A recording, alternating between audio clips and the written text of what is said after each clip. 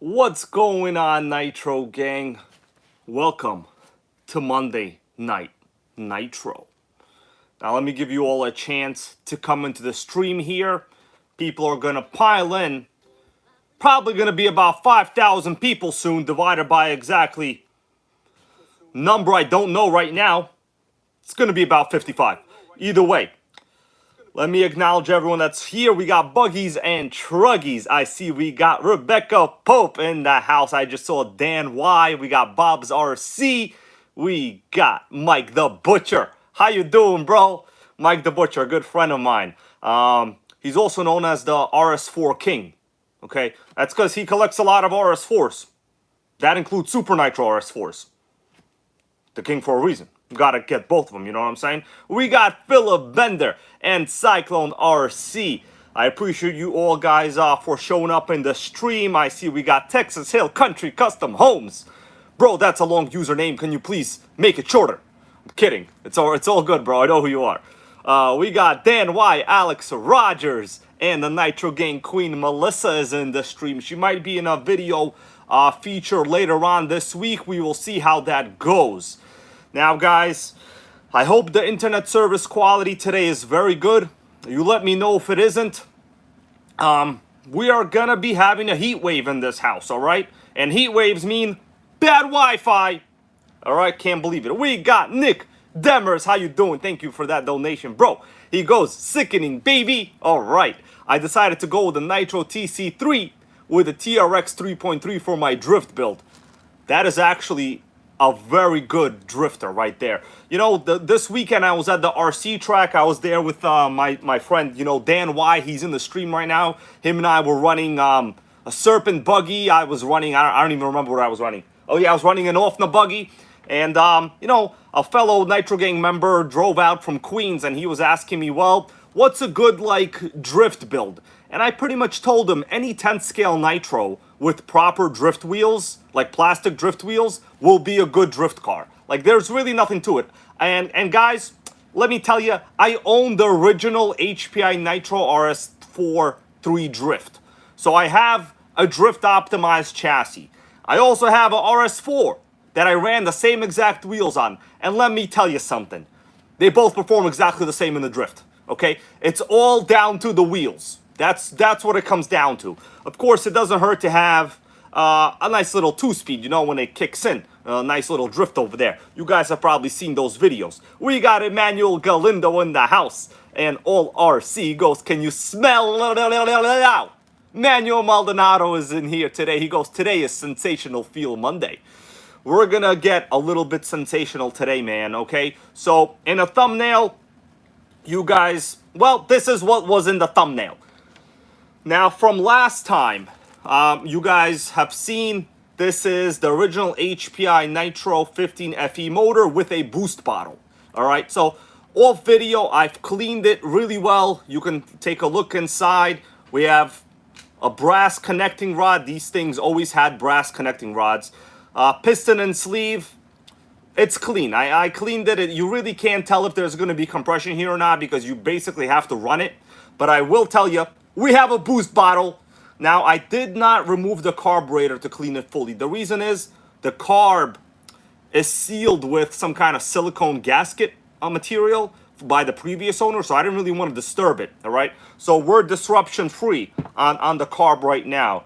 We have the cooling head. I cleaned it as much as possible. We will replace the glow plug. Glow plug is not very good. I have all the random components here separately, and we will, in this video, if the internet service is okay and if I don't feel too bad, because I'm honestly experiencing very, very low energy state right now, okay? It's basically like my LiPo is about to shut down. I'm at 3.2 volts per cell.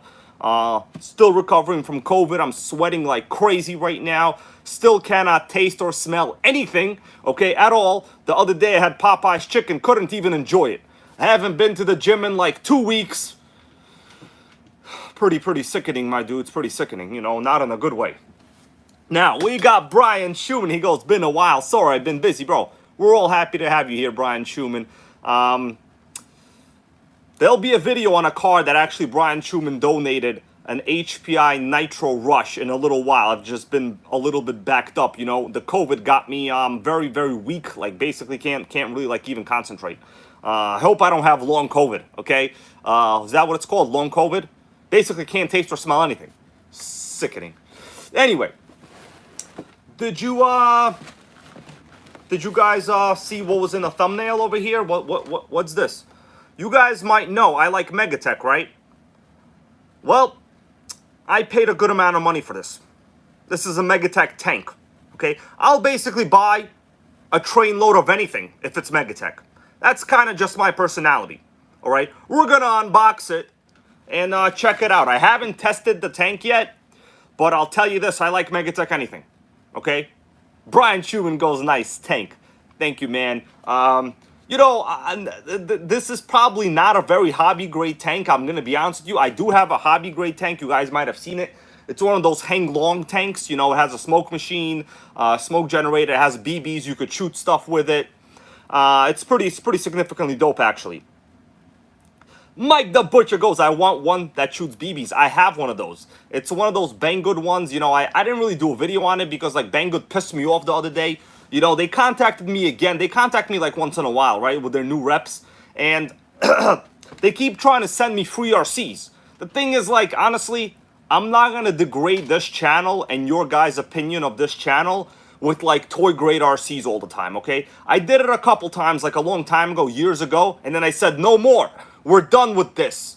And now I basically degrade myself with vintage Megatech tanks. Okay? I'm kidding, guys. That's a joke. All right. Playing around. Now, we're going to get down to business with this Nitro RS4. We have to assemble the engine back. I do not know whether we will have compression or not, but we're going to find out together sooner or later, right? Or at least until I start feeling like shit because of COVID, you know? We got Speed Gears 123. He goes, hello, gang. Hey, man, how you doing? I'm glad you are here. Yeah. Lotus 420 goes, tell them to send you nitros only. So, you know what? I did many times. I could actually find that conversation. I told their rep to send me only nitros many times. And pretty much every time they come back, they want me to review another $80 piece of crap. The thing is, like, $80, $90, they're all going to be the same. They're all going to be combination 2-in-1 ESC receivers. They're all going to be 1/16 scale. They're all going to have cheap, soft aluminum. Like, that's what they're going to be, okay? Like, there's nothing I can tell you that you don't already know, okay, guys? Because I respect you as an audience. Now, I've seen a lot of other people really pushing forward those cheap pieces of crap from Amazon. They're all the same, okay? They're all the same. Don't kid yourself. All right. Now, Philip Bender goes, yeah, I hard pass on the cheap China Banggood stuff. Exactly. And you know what? Like, if I wanted to make money, guys, honestly, that is actually the only way to make money. Because if you've noticed, I don't want to be the bearer of unfortunate, sickening bad news.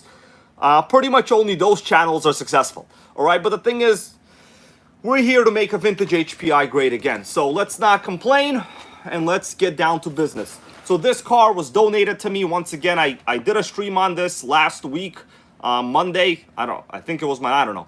My memories are not too good right now with this whole COVID thing.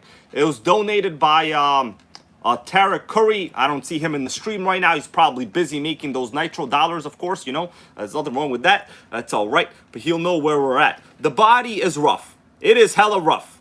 Now, I do have the original radio. And there are a couple interesting M-brand sensational little things we're going to talk about, guys. But the first important thing is we got to put the engine back together. So let me show you what I have going on. I've been busy. Dirty Dan, how you doing, goes? Dimitri is a genius YouTuber. I don't know, man. I would say I'm probably one of the worst in terms of actual success rates. You know, I'm true to, like, my concept, and I'm true to the audience as much as I can be.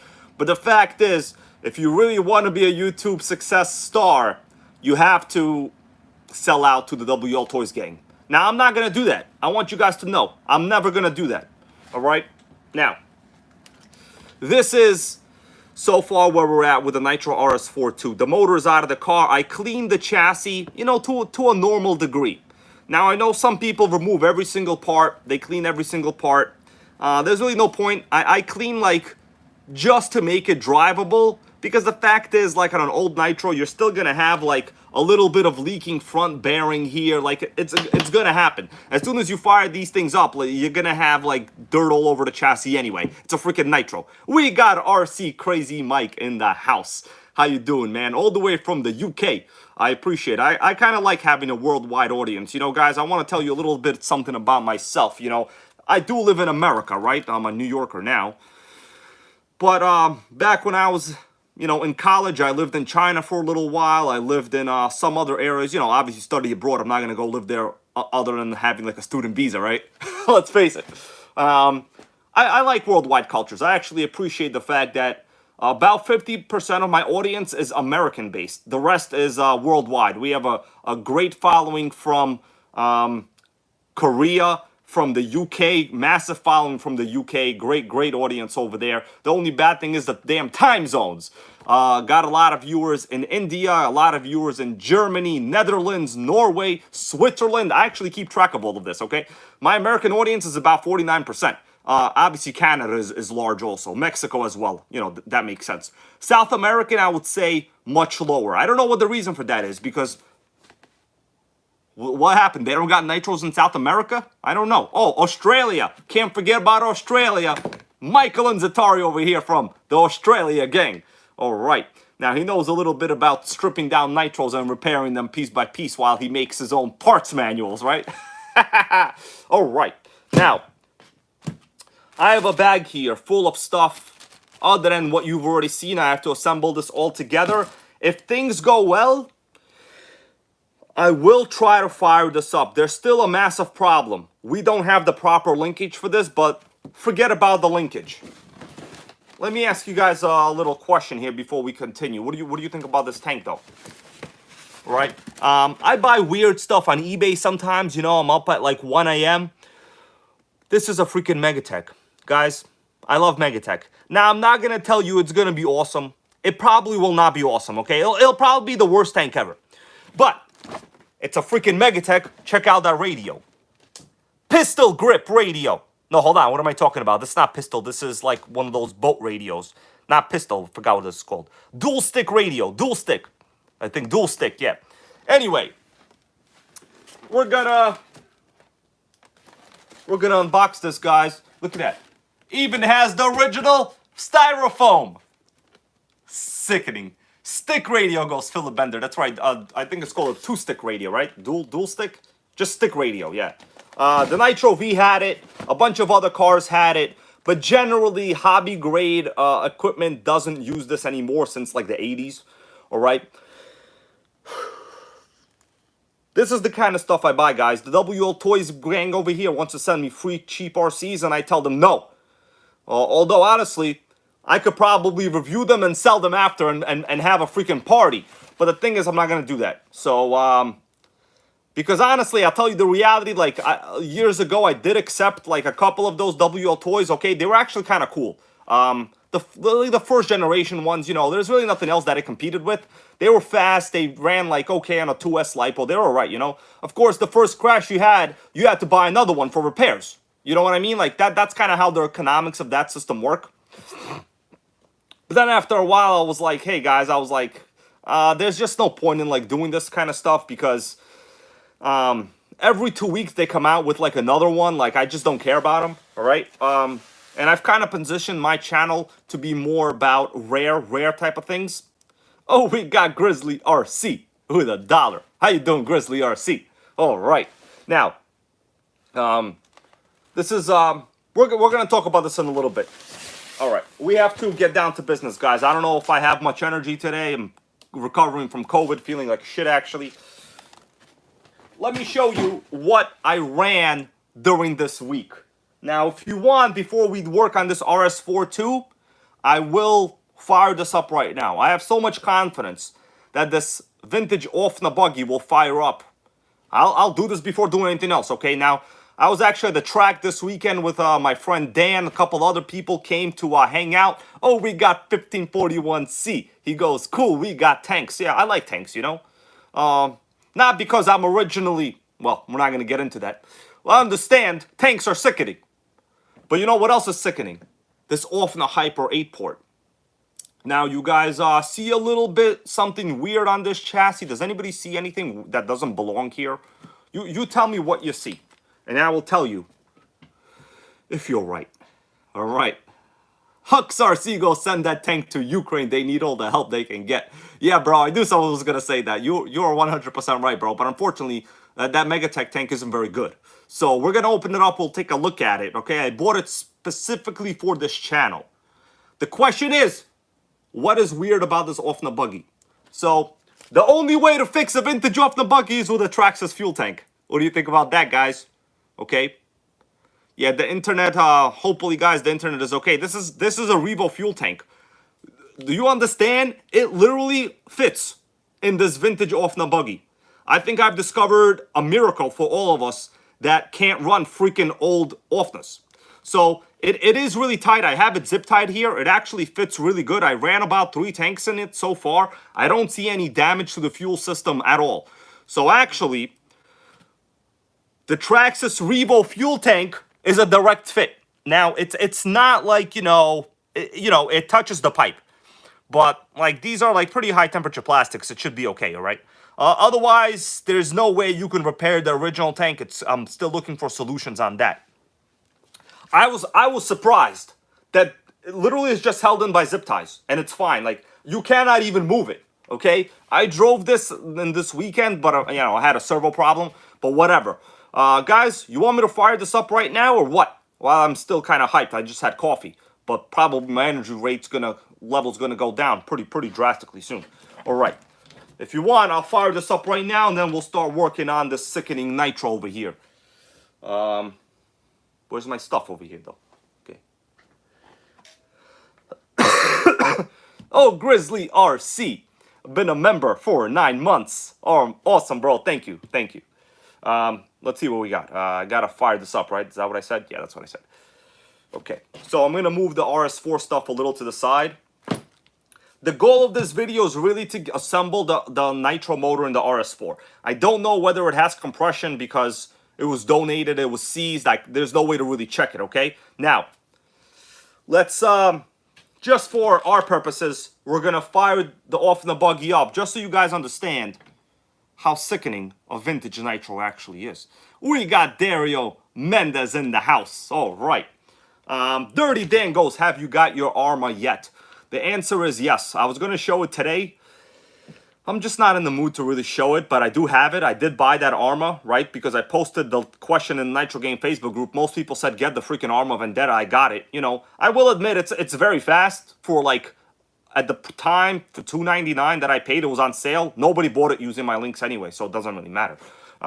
You really can't go any faster for $2.99, you know what I mean? Like, you really can't. And I got it because there's really no competitor in the nitro world to that particular Arma. There just isn't one, So the thing is, why did I want the Arma Vendetta? Let me tell you guys before I fire up this Offna. So the thing is, there's no nitro competitor. There's no 1/8 scale for that price. There is the Offna, the Kyosho GT2, which is available now. If you guys want to get the GT2, it's in stock right now. I just put a link to it. It's the first link in the description to this video. I highly recommend you get it before they sell out. All right? I'm going to show it to you in a little bit. But there's nothing else you can get for $2.99 at that time that is as fast as that Arma Vendetta. All right, and it's a 3S system. I only really like 3S systems. I don't like going beyond 3S, guys. I don't like 4S. I don't like 6S. I don't like any of that. And it also doesn't have a center diff. So that's the main reason I wanted it. RC Crazy Mike goes hybrid joining Arma gang. In order to infiltrate them, you gotta sometimes do some covert ops. All right, you know what I'm saying? Everyone says I talk shit about Arma, but I don't have any. Well, now I'm going to give us all a reason to do it. All right, I'm just kidding around, guys, kidding around. All right, I'm going to fire this up. You guys want me to fire this up right now just to see? We're going to fire it up. We're not driving this, so I'm indoors. The video on this will be taped, okay? Yeah. Let's see what we got. But first, hold on. Let me eat some seaweed. I don't know whether I can taste anything or not. lost my taste, my sense of taste. Can't even enjoy anything right now. So let's check out some seaweed. All right. Check that out. Can only taste the salt. Can't taste nothing. All right.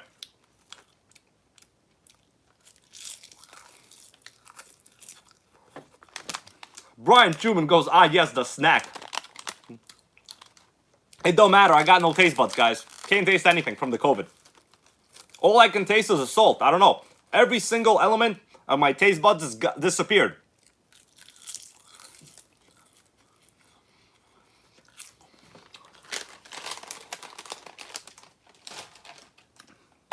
All right. We ready to go? I'm going to fire this up. Test it out. Electronics are good. All right. So this is the Offna Hyper 8-port, one of the best engines in the world from this time period, and in my opinion, still is one of the best in the world. We have a Traxxas throttle servo and another steering servo. I had a little problem over the weekend. All right. You guys ready for this or what?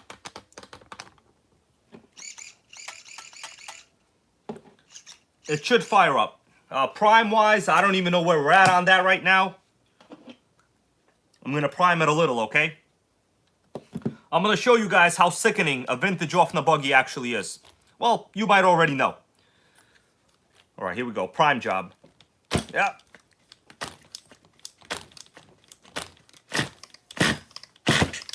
All right. It should be good. I'm going to put my computer away so we don't damage it. All right, my dudes. We're going to fire this up just a little bit. Thing is, I can't smell anything anyway, so it really won't matter how bad it smells. All right, I lost my sense of smell. Sickening. All right.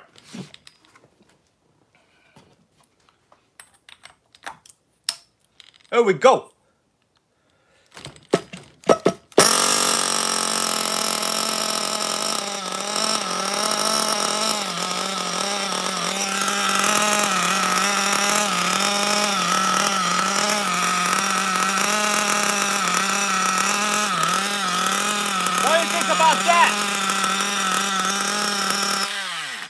That's enough. Man. What do you think about that, guys? Every Nitro starts on this channel. You know, I'm not being cocky. I'm just, this is like, I've started it before, okay? I already know. It's not like it's anything new here to me. Well, although it actually is a little bit new. I just recently got this and I had to repair it. You guys haven't seen the video on that yet. Oh, we got RC Crazy Mike. Thank you for that support, bro. I appreciate it. Actually, I am working on a very large Nitro deal for this weekend. It will be the largest Nitro deal I have ever made. All right, now hopefully I'll be able to go live. I don't even know what car I'm going to drive because it's freaking heat wave. My Prius, the air conditioner is broken. I'm not going to fix it. Who cares? You know. All right, anyway, enough with the buggy. You guys will see a video on this in the future. I recorded it recently. RC Crazy Mike goes EK4. Unfortunately, man, I cannot find the freaking EK4.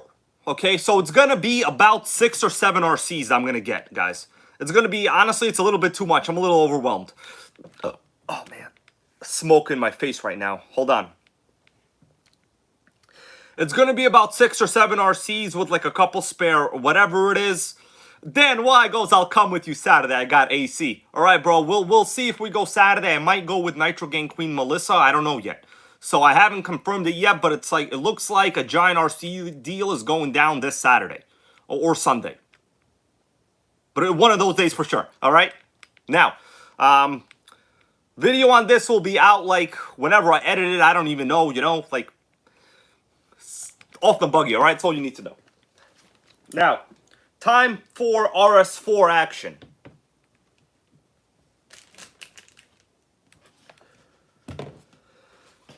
Okay, guys, let me see who we got over here. Speed Gears goes, is Melissa still sick? No, she recovered faster than I did.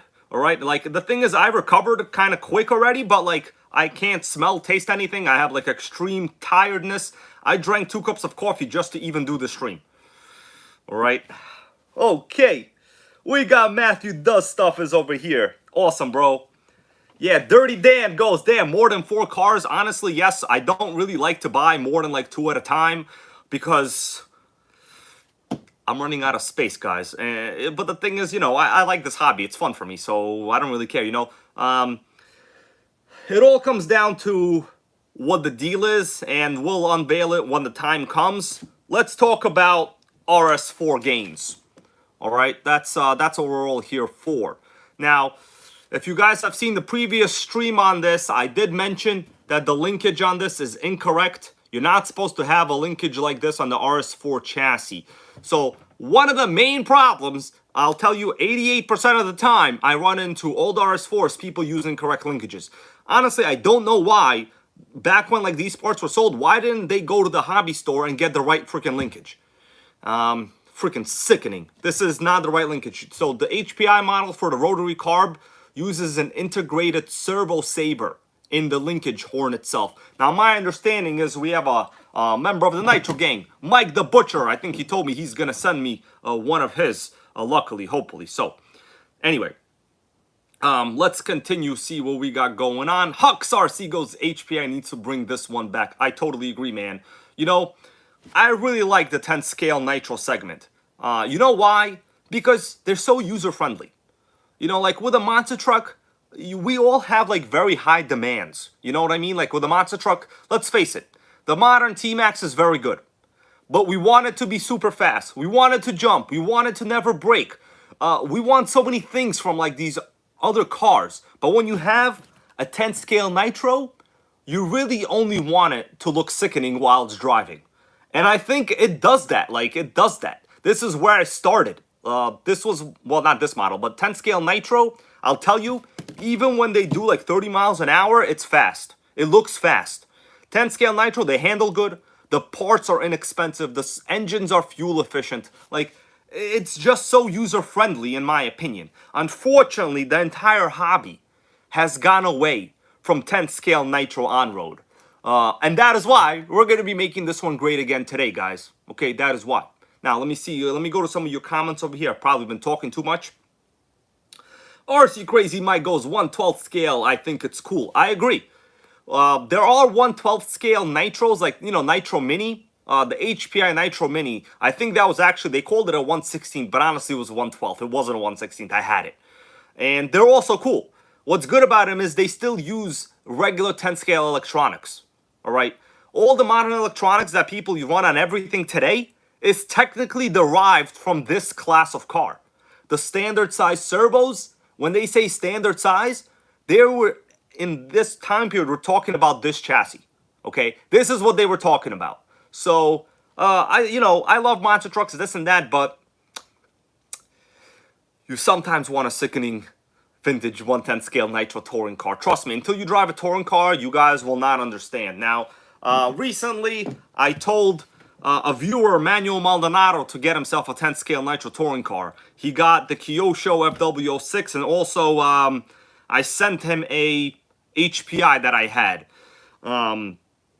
And he agrees. He agrees there's nothing like the fun of a 10 scale Nitro touring car. They handle well, they drive well, they're easy to start, generally inexpensive. Well, now the parts are basically nowhere. It's almost impossible. Okay, yeah. Oh, we got RC Show Off over here. Goes, I picked up a spare 0.7 mini engine from Exceed. Guys, go to RC Show Off. He has a great video series on the 1/16 Nitros from Exceed. I actually was going to get one of them myself, but like, then I bought other Nitros, you know what I'm saying? Like, basically ran out of funds. All right, now, King Savage goes, I'm getting a Kyosho MP9. That's a great car. Before we talk about this HPI here, I want to show you guys the current deal. Oh, RC Crazy Mike goes, sickening Sen TR4. Yes, Sen had great 10 scale Nitros. Super great. I have a 10 scale Sen, well, it's a short core. Well, I'm looking at it right now. It's a Magnum NX. It's basically a stadium truck, but like, there's nothing like their 10 scales, in my opinion. Nothing like it. I'm going to show you guys the current car that's on a special, that's in stock for on-road.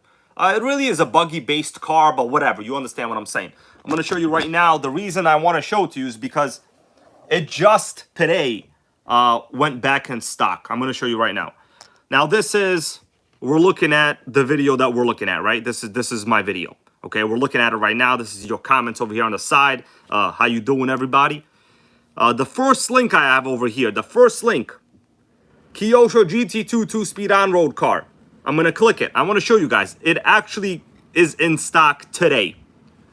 I have a video of this during a break-in and an unboxing. I just haven't edited it yet because it's been out of stock for so long. But this is one of the last, brand name on-road cars that anyone actually sells. Traxxas doesn't have any. HPI doesn't have any. Pretty much it's down to Kyosho, and almost always they're out of stock, and it's actually in stock right now. So I highly recommend you guys get this. This is the link for it, right in the description of this video, the first link. Yeah. ACD with a good comment. I'm going to talk about that comment before we talk about this RS4. Let's see what ACD over here says regarding the WR8. We got Bobby Blair and James Simmerald. How you guys doing? All right, ACD goes, the WR8 is not a true touring chassis either. Exactly, it isn't. I have the WR8. You guys know I have the WR8. WR8 is basically like, it's a rally, like off-road. It's not a touring car. Let me tell you something about WR8. It looks good. Does it drive anywhere close to an actual 10-scale Nitro? No.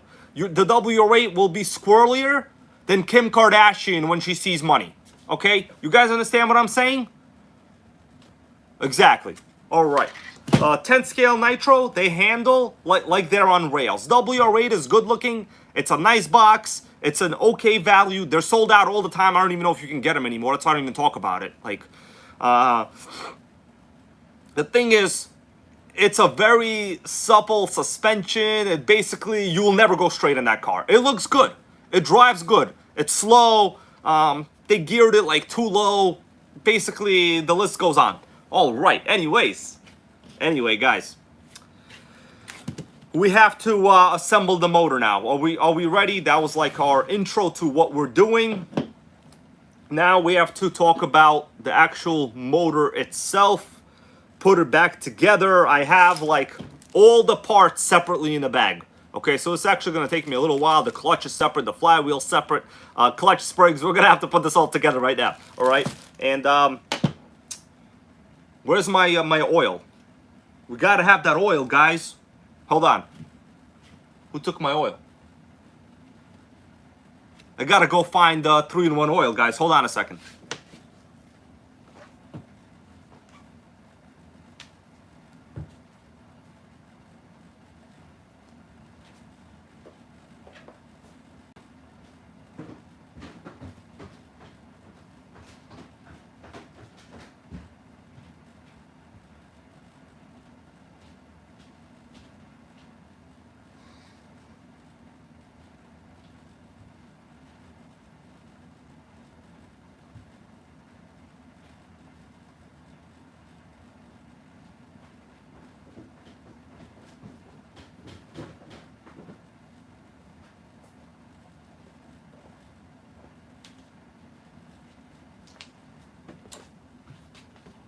We got it.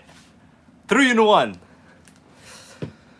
All right, if you guys want, I could actually pull out the WR8 if you want to see what I'm talking about. I don't know. Should we just get to work right now? Let's see. Oh, RC Crazy Bike over here with the best comment here so far. He goes, nothing goes slower than the Kyosho Beach Buggy. Sickening. That's right, man.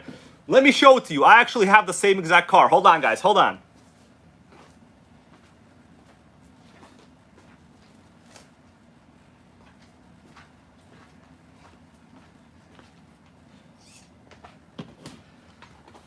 So this is the car from this week's video. It's a very popular video, actually my #1 video out of anybody. So this one is mine. This is not the one from the video. Mine is substantially worse. The one that was run in the video is the original one, although this is original too. Let's see, we've got some oil. Yeah, tons of people love this video. The top speed this car got, guys. This is a 1997 Kyosho. This is where the word sickening actually comes from. For those of you put it into the comments right now, I see you guys. 13 miles an hour top speed. 13! RC Crazy Mike got it. 13! But I'll tell you, mine is a little faster. Okay, because why? Well, I got myself a Traxxas tuned pipe out the rear. You see that? It turns out my original exhaust cracked. So we got a Traxxas tuned pipe on this one. The question is, how much faster is this now? We're going to find out in the future. I haven't actually, well, hold on. I did do a video on it. Let me show you under the body. Because this is the kind of stuff, like, people are not going to see really ever. And I like talking about weird stuff. Okay. It has these, like, clipless body designs. Hold on. So I think mine will actually hit 15. Okay, I think I could do 2 to 3 miles an hour more. I'm telling you guys, it's going to be sickening fast. Check it out. This is mine. So this is the stock Kyosho .11 engine. Of course, fuel tank is not original. I'm using a RC10 GT fuel tank because, you know, fuel tank was dead. Forward, reverse, no brakes in this system at all. The fan, I do have the fan actually runs. I do have like a thing on it right here.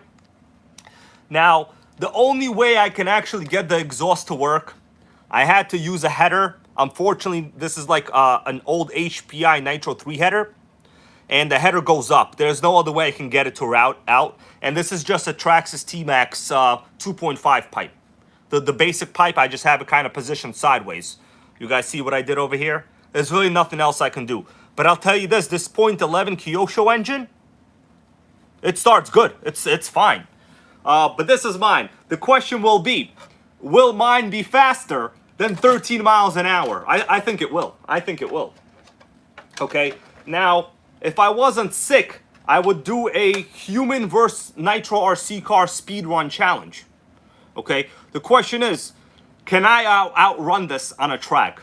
I think this weekend, if everything goes okay, I will get Dan, maybe if we go RC. Dan, you're going to record me racing this car. What do you think about that? We're going to line up. We're going to pretend. Well, the thing is, if this is about 15, I don't know if I can run 15. But the other one is slower. It's only 13 miles per hour. I know on a treadmill I could do 10 miles per hour easy. But even at 10, your arms are like, you know, I'm not Jesse Owens over here. You know what I'm saying? But Dan, what do you think? We're gonna, we'll see whether we could outrun this, you know? We could do like 2 or 3 laps. It'll be a human versus Nitro RC challenge. Okay, world's first. All right. Enough talking. Let's begin engine assemblies. I'm going to adjust this. We'll get some lighting over here, guys. I appreciate you all for being here. We're over 100 viewers. Oh,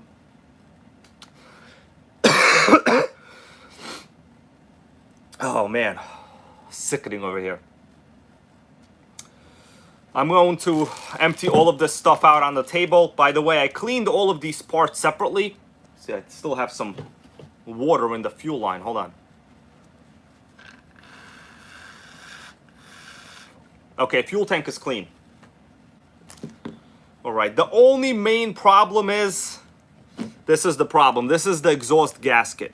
Sorry, the backplate gasket, the seal for the gasket, the backplate. What am I saying?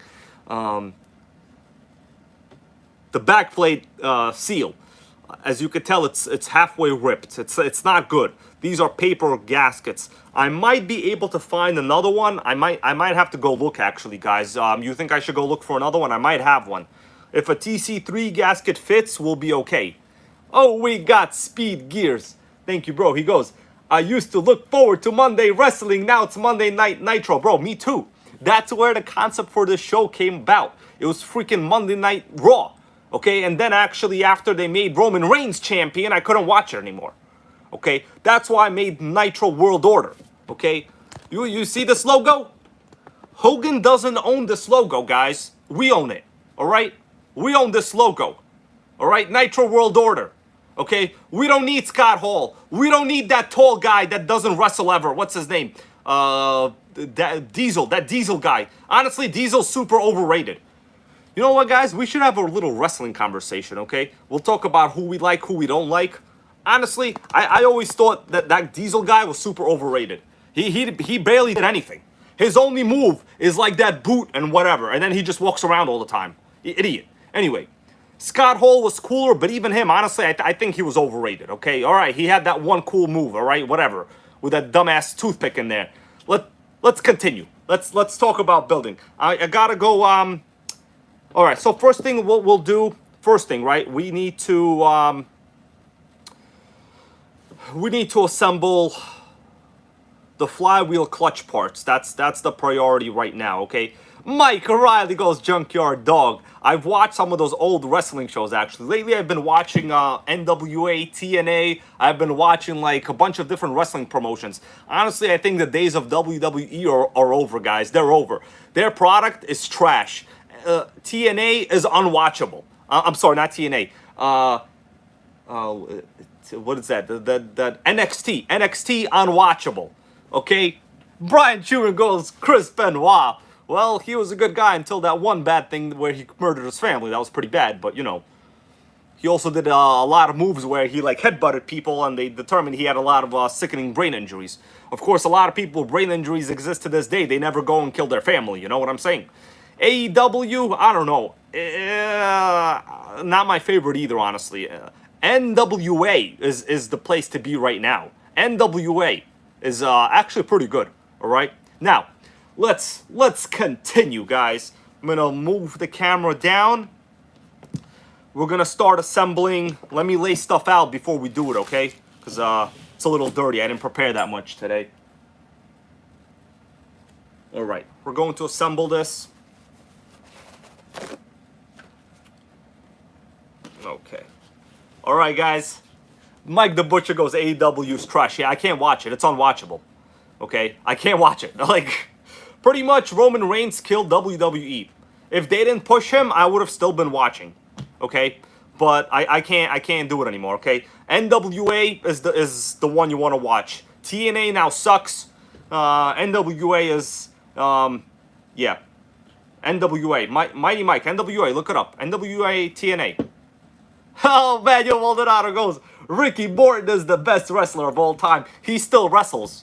Honestly, Ricky Morton, he still takes like crazy moves in NWA. His son is a wrestler there now too. Although his son looks less of a wrestler than I do. Okay? Very surprising how come Ricky Morton didn't tell his son to go hit the gym 5 days a week. Okay? And on weekends, which is 7 days a week. Now, let's do it. Alright, guys. I'm going to move this stuff a little bit. We'll see what we can see. Let me adjust this light a little bit for all of us. Okay. Alright, guys. I'm going to intermittently move the camera a little bit, okay? You let me know how the quality is and the lighting. And I can, as we go along, I will adjust some of it.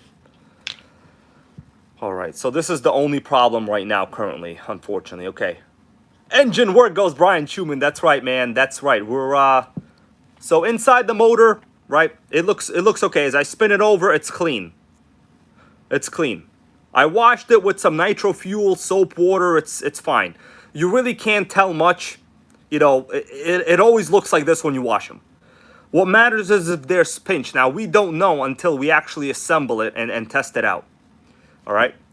Now, the very important part is there's a little notch in the sleeve. You guys see the little arrow notch right there in the sleeve? That has to be facing all the way the back of the engine. This has to face the back. If this doesn't face the back, your port will not be correctly aligned. Okay? Yeah, so these use brass connecting rods. Very intricate system, actually. I've ran these engines. This is a stock 15FE engine. Let me show you guys what I mean. You probably can't see it here. Hold on. So this is the pull starter, right? So this is a 15FE. Yeah, so these use brass connecting rods.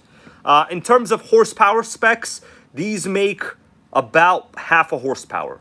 And you know what? Half a horsepower isn't bad. You really don't need more than that. Okay. Main thing, we need to assemble the entire clutch system. What I'll do, I'm just going to lay this out. I washed all of these parts for the most part. Here we go. Because I have to do this. Oh man, it's a lot of stuff over here going on.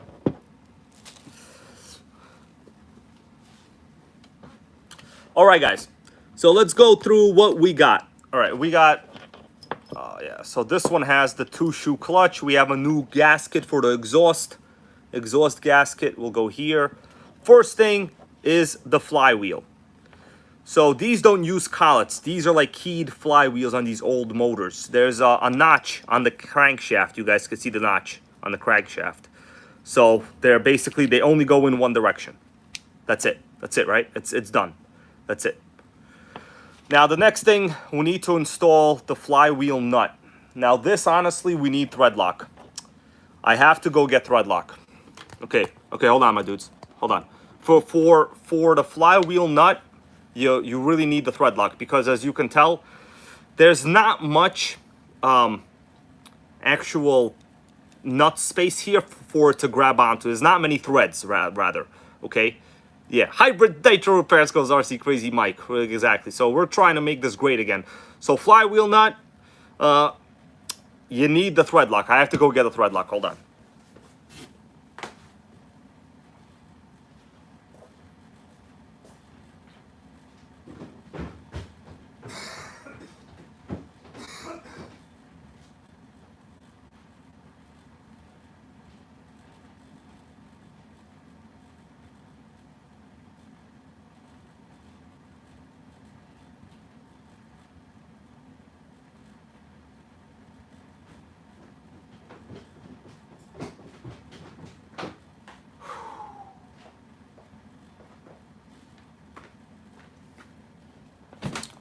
All right, I'm back. I am back, guys. I'm glad we're all still here. I just used like this Loctite thread lock. It's blue. You know, people, you're really supposed to kind of use the red thread lock because this is like a component that gets hot. But honestly, in my opinion, the blue is adequate for this kind of application. We got Oscar Aquendo. How you guys doing? All right, Brian Schumann goes, I'll send you a 3.3 to drop in her.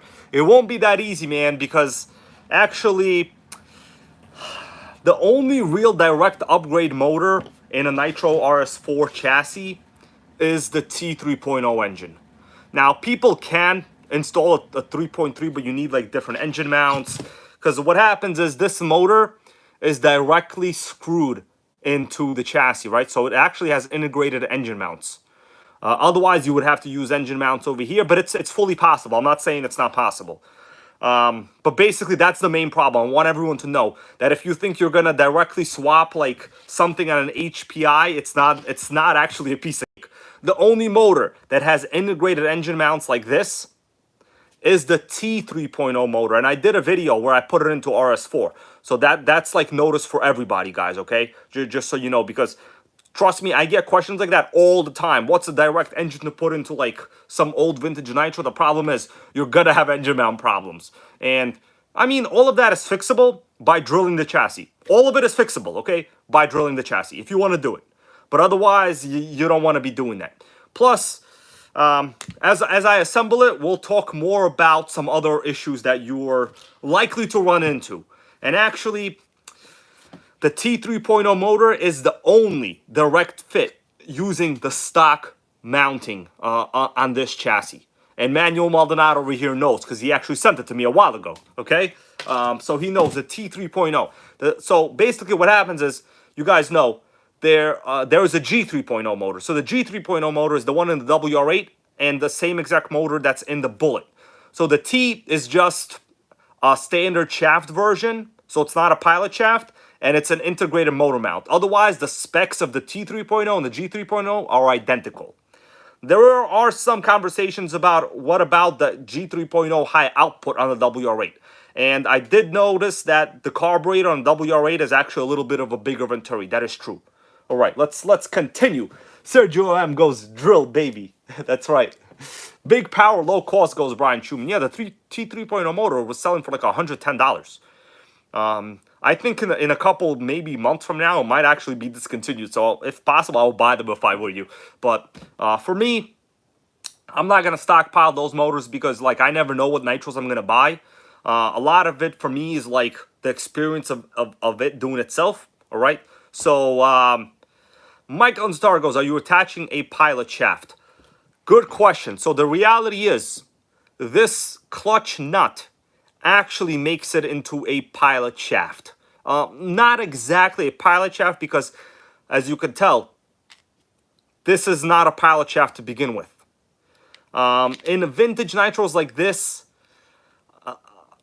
spacing is very important. If you wind up using non-original hardware, basically your carburetor, none of that stuff will clear the chassis. All right, that's the priority. Okay, now let's tighten stuff up over here.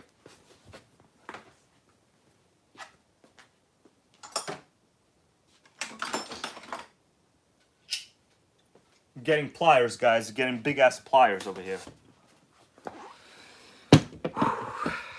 All right, so I'm gonna do some of it like this, some of it like a little bit in a different orientation. Okay. Better not lose these parts, I'll tell you. Okay, so here we'll put on some thread lock. We don't need that much. Next thing will be the flywheel nut, or the clutch nut. Some people call this the clutch nut. I think the proper term is flywheel nut because it actually holds the flywheel in place, but it also attaches the clutch springs to it. So who the hell knows? Somebody consult the manual. Tell us what the actual name is. I think it's called a flywheel nut, actually. All right. So now we're just going to turn this in a little bit. Wrong side.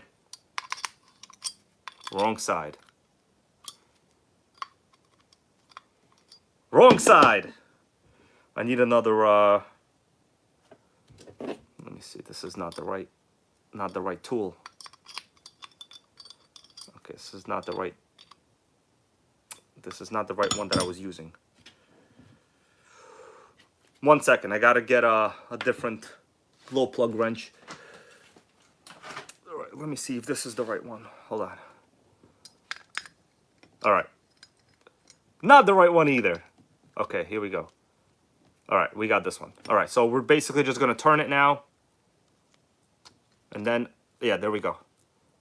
All right. All right, almost tight. You guys could see I tightened it to a degree. Now what you need to do, you need to really tighten it good. So the way I do this is just grab it and go to town, guys. Uh-oh, is this the wrong one again? Keep using the wrong freaking wrench. Sickening. All right, proper way, that's right. Okay, here we go. Yeah. That's it. Not crazy, like just tight enough. It's not gonna come off. All right, here we go. That's it. So basically what we just did is now we have a spot to mount their clutch shoes, and the clutch bell will slide over, the bearings will be here, and then that's it. We're basically done with the clutch assembly. All right, I'm going to clean the pilot shaft here. So we got thread lock all over this place. Okay, I'm going to lower the camera now, and we'll start assembling the small components. But this is very important. If you're using non-original flywheels, notice the spacing over here. Newer style flywheels do not have this sort of spacing, and notice we didn't use an engine collet. It's a completely different setup on the vintage motors compared to new motors. Completely different. All right, let's go to town now. All right, now we need to... I'm just going to put this here for now. It doesn't... Actually, we don't even need this. Waste of time. All right, the hard part now will be... Let's see. You guys let me know how if the lighting is better now than it just was. All right. The hard part now is these clutch springs. These, I wouldn't say they're very good. You could see there is some wear. So these use a 2-shoe clutch design, which is alright. But obviously, if you had like an HPI racing clutch, that will be preferred. I'm going to just do it as fast as I can, guys. These are, Teflon shoes. They should be still usable, though. Let's see how fast the NittoGang can do this. Uh-oh, wrong direction. Hold on. It's the wrong direction. Hold on, so this has to go in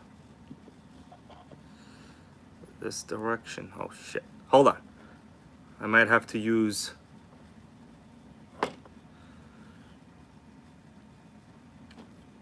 Alright, so I'm just gonna do this quick. Alright, so basically this has to go... This is not the right direction. Huh. Okay, so the clutch spring has to be flipped. Okay. Okay, hold on a second. Got a little misunderstanding over here. I think it goes this way. No, that can't be. That can't be. We got ourselves a little problem. No, this definitely goes in this way.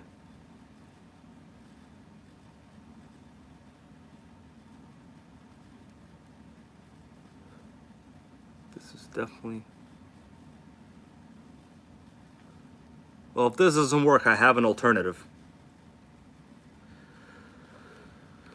You know what? I'm not sure if this part of the spring is supposed to stick out on the other side. Hold on a second.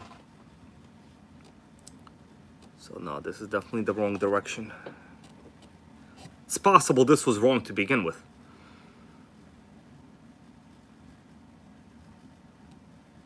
Okay. Now we're gonna get it. Don't worry, guys. Now this has to go this way. How would this even go?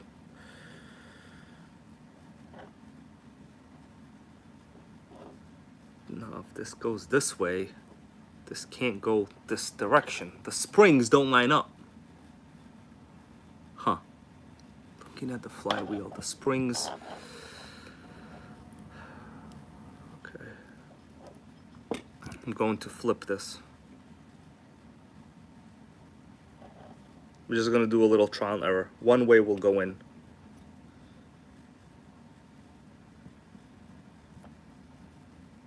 Nope. That didn't work either. Huh. That's a freaking mystery. Put the spring on the correct side, flex it as you slide it in. No, this is not the right... These are like vintage springs. I haven't seen springs like this. Okay, hold on. I think it's like this. Okay, I'm gonna get it now. The thing is, this is not the right side.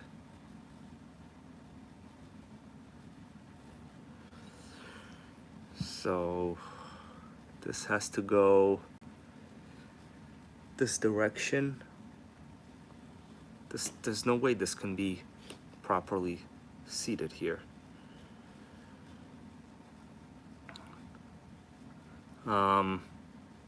Hold on a second, guys.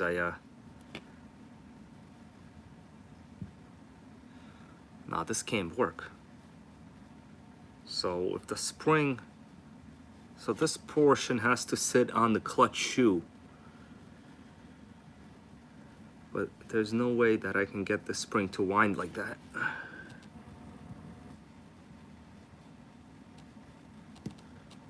It's pretty sickening.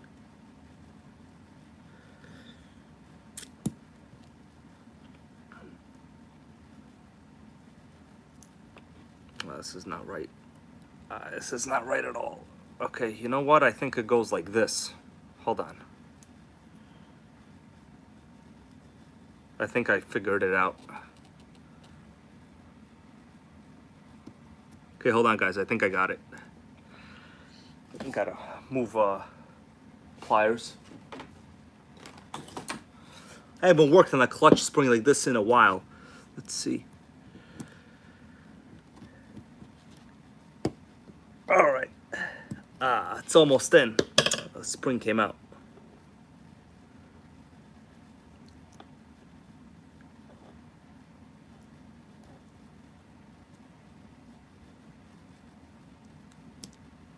It's gonna go in, don't worry about it.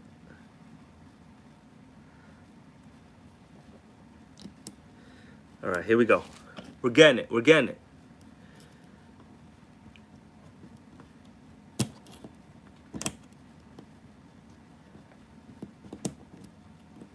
Got it. Okay. It's a weird design. Here we go. We got it, guys. We got one. What do you think about that? All right, it's seated. Man, that pissed me off. All right, so basically it has to seat like this. All right. All right, let's get the other one in there. Oh, man. So this would go in this direction. Yeah, this direction. Man, until you've worked on vintage clutches, you haven't worked much.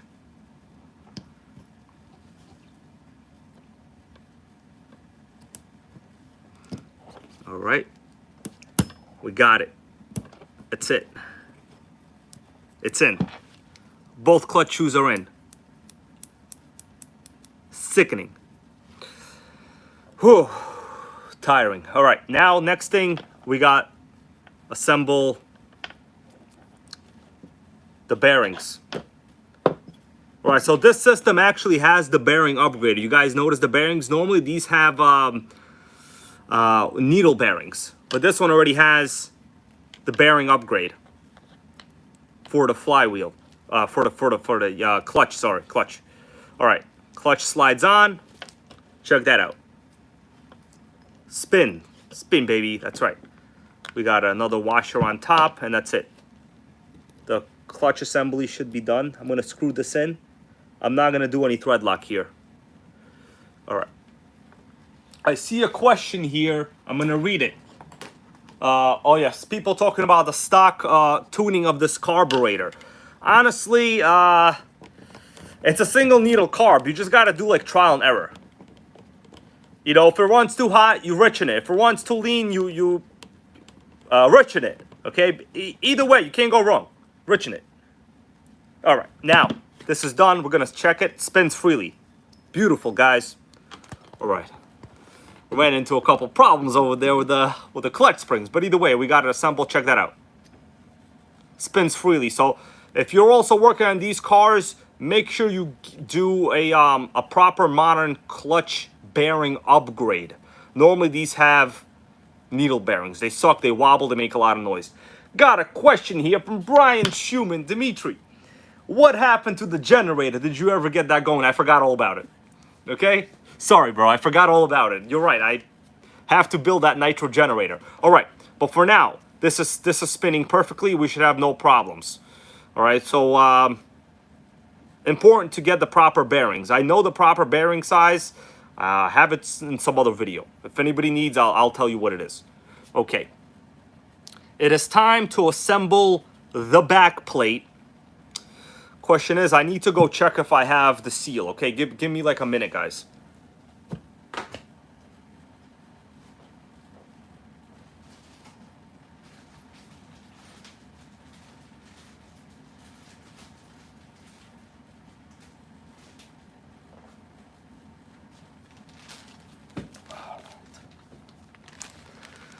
All right, I got some parts over here. These are from a TC3 I bought a while ago. So I love getting parts with used RCs, you know? Okay, I should have, I don't know if the TC3 gasket will fit. We're gonna have to actually test fit it right now. All right, here we go. So I got a bag of parts. There's a gasket here from a TC3. This is from a .12 engine. I don't think it's from the .15.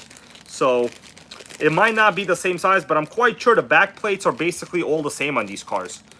All right. Oh, I got 2 of them over here. Let's see what happens. All right, so we got 1 gasket over here. I honestly don't know whether it will be the same or not. So the only way I can test it is to test fit it on the back plate here. Okay. Okay, new to Kendo over here with a question. I'm going to answer it. People might not know. The question is, what is this bottle coming off the carburetor?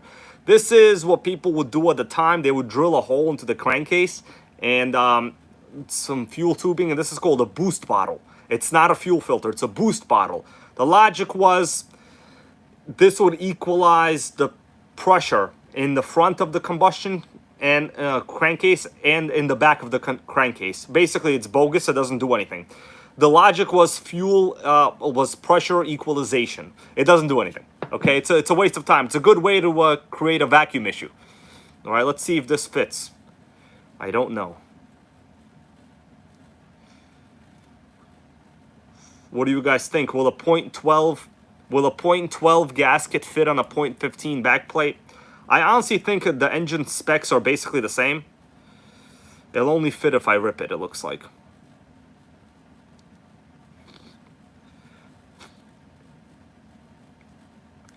Should I rip it, guys?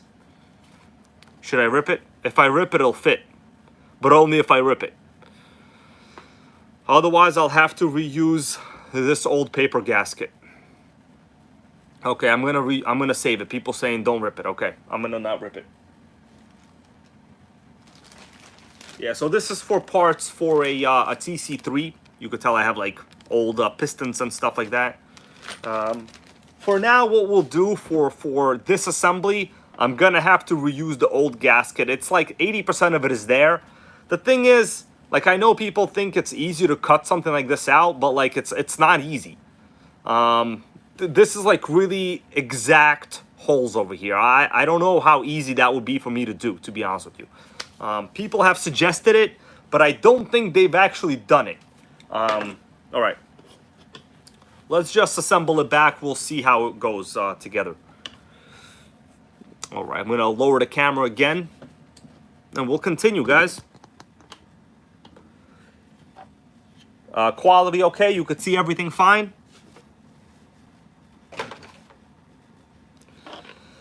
All right, before I assemble the back plate, I'm just going to add some oil on the inside. I've already basically cleaned it and oiled it anyway, but it's always a good idea to put some in the bearings there. I'm also going to put some through the top later. Okay. We got a little bit of oil, not too much. Okay, guys. The goal now is to assemble this back. There's nothing I can really do about this gasket at this point. It's like ripped about 50. Well, I wouldn't say that much. You know, 2/3 of it is fine. The goal will be to assemble it properly. This is what I'm gonna do to do a little bit of a benefit for myself. So this is the top of the motor, right? You see this little cutout? This is the top. Ethan Roblio goes, what engine is this going in? This is an HPI 15FE motor. Sealant. I don't have any sealant right now. What I'm going to do, I'm going to make sure that the top of this broken gasket, you see the top, all the way at the top is going to be at the top of the motor. So the seal will still be at the bottom. I've actually done this method several times and it's always worked. All right, guys, so trust me, it's always worked. Let's put this thing back in. All right, I know it seems odd, but it's actually always worked. All right. Here we go. I'm gonna spin the crankshaft a little. And it's in. Okay. Back plate is assembled. It's attached. I see nothing missing here. I have the original screws here. Let's just shove them back in there. Carefully. Thread lock also is not a bad thing to use here, but I don't know whether I'll have to actually disassemble this in the near future, so we're just gonna leave it as is. Where's my screwdriver? Freaking lost my screwdriver, guys. Oh, here we go. All right. Honestly, I've done this before, and it never leaked. I know it's probably shocking to some of you, but it has actually never leaked. As long as you put the ripped part of the gasket on top of the motor. Okay, we got 2 screws in. I'm gonna get the other ones in, and then we'll be good to go, guys. I mean, that's all there is to it, you know. Oh man, I have magnetized drivers. It's not that easy. Stuff pops out when you don't positively engage. Yeah, these engines, they're pretty bulletproof, to be honest with you. The only thing that could be bad is it could have low compression. That's really the only thing that could happen here. All right, here we go. I'm going to tighten this up. Also, use a very good screwdriver. Otherwise, you're going to be dremeling all of this out. All right, here we go. Last one. All right, that's the best I can do for now. All right, this spins. Everything seems okay. One-way bearing, I honestly don't remember which way it goes on. We're going to have to do troubleshooting on which way it should spin. Does anybody know if the flywheel should spin to the right? Okay, I'm just going to test it, okay? So if I spin it to the right, I can see it spin, right? What I'm going to do, I'm going to spin the motor to the right, actually. So if it spins this way. Okay, yeah, it should be to the right. All right, so this should be okay. We're gonna assemble the pull starter, flywheel, to assemble this thing. Well, if the thing starts backwards, we'll have to fix it. What can I tell you? All right, let me, yeah, counterclockwise is the way. Flywheel, let me see, counterclockwise. Shit, I have mine going clockwise. Okay, hold on. Should spin, I have mine spinning clockwise. In the Nitro. Let me, the only way I'm going to be able to tell is if I compare it to the chassis here. So let me just compare it. I'm going to like mock fit it.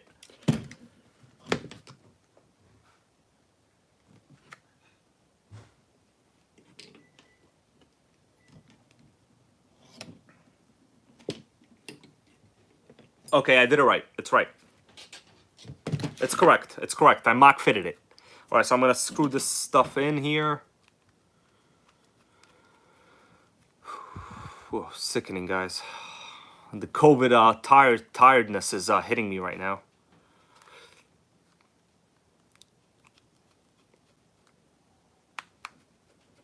Okay.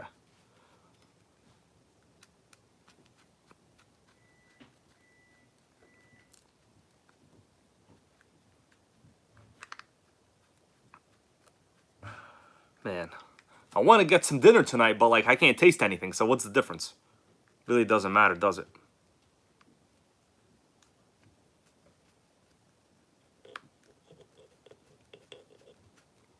All right, let me see what you guys are saying.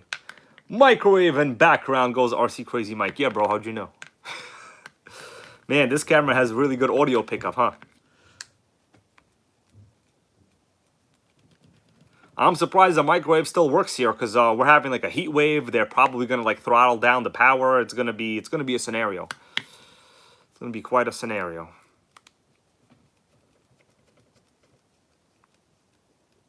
Okay. Motor's almost back together. Okay. I'm gonna check the alignment of the sleeve. Sleeve is good.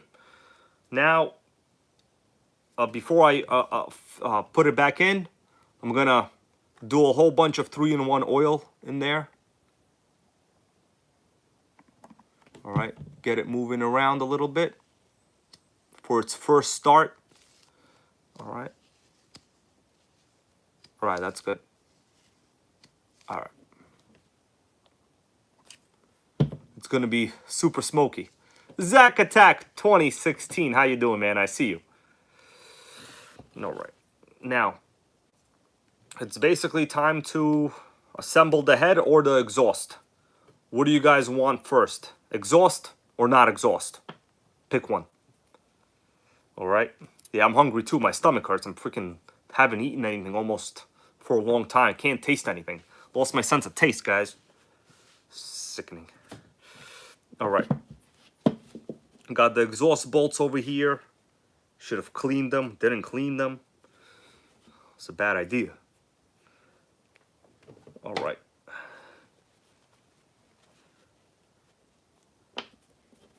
Gotta clean these long exhaust bolts. Hold on. All right. All right. People saying they want to see the head assembled first. All right, we could do that. It's not a bad idea. I'm gonna replace this glow plug actually too. Give me a second.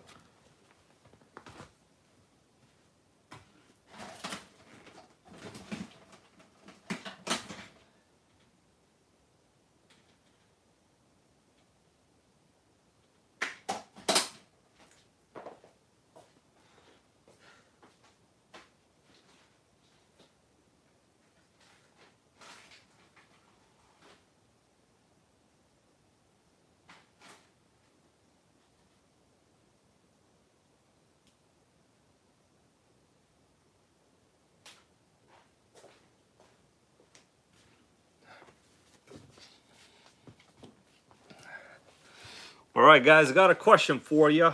I was able to get, I don't know if this is actually going to be a good idea. We're going to have to test it. Check out these glow plugs. These are vintage glow plugs. O'Donnell, let me show you up close. Hold on a second. You guys probably can't even tell. Let me show you up close right now. What is going on? All right, check out these plugs. These are vintage O'Donnell glow plugs. But look how tall they are. The actual body of the plug is huge. They were $7.99. It says 0.21 to 0.50. But honestly, I don't think there's any difference. What do you think? Should I try one of these? Yeah, these are collector's items, guys. We're making this HPI the greatest possible in the world right here, guys. I'm thinking we could try one of these. I mean, it looks like the actual head is the same, like the portion that goes into the motor, right, guys? ACD goes, did I ever get my bones brew? Yes, bro. They shipped it out again. They apparently shipped it to the wrong address. Let's see what it says on the back. Pretty much just thank you. Patent pending. All right. We're going to run one of these, guys. This is sickening. Vintage. Back when glow plugs were not crazy money, actually. Yeah, let's try one. All right. Let's use one.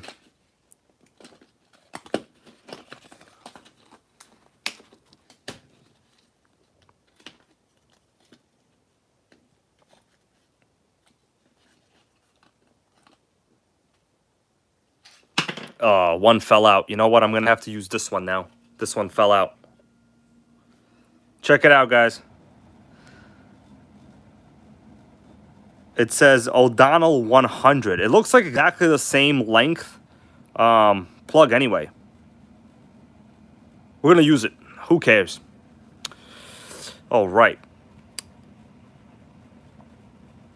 Let me go back to this view. Otherwise, I can't hold and record at the same time. All right.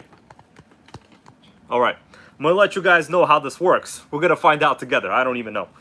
I'm going to remove this old one. So basically, once you stick it in and you see if it sticks out or not, like that's basically it. What temperature? So Michael and Zatari goes, what temperature is that plug? It doesn't say. I just looked at it. I'm assuming they were all medium heat range back then. Oh man, this one's really bad. I already looked at it. It's not usable. Okay. So let me wash the inside of this head a little bit. Not wash, more like clean it. RC Crazy Mike goes, it will run tonight. I'm gonna try to fire it up, man. I don't see why not. So we'll do something. Okay. So the head is clean now. Let's I'm not gonna touch the element with my fingers, and then we'll test it out how it actually works. Oh, we got lipos and nitros here. Looks like I'm joining the lipos and nitro gang too. I did buy an Arma. All right. All right, yeah, the fit is perfect. It doesn't stick out from the bottom at all, from the head button over there. It doesn't stick out at all, so the fit is perfect. All right, let's where's my glow driver at? Oh, here we go. All right, we're gonna test it out. Oh yeah, that is super bright, guys. Look at the brightness. The brightness is crazy. Yeah, the fit is perfect. I like it. All right, we got ourselves a vintage glow plug collection over here. I've actually been buying vintage glow plugs, guys. Don't think I randomly just pulled that out, okay? I spend a lot of money on like weird eBay shit, okay? Yeah. Okay, so it's time to put the head on. Let's do it. Oh man, stomach hurts. All right, I'm gonna go this direction now, and you guys will see what I'm doing.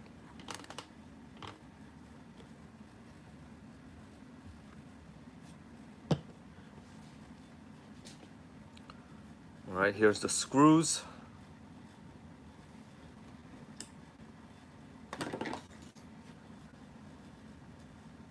We got a proper MIP driver too. What do you think about that?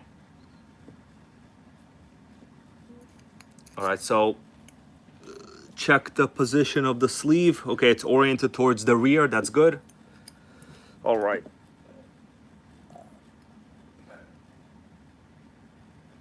All right, let's do it. There were no shims here. I think there's already shims on there. We'll see. Yeah, we're basically close to firing this up, guys. I don't see why not. Man, I wanted to open that tank. I don't know if I have time now, to be honest with you.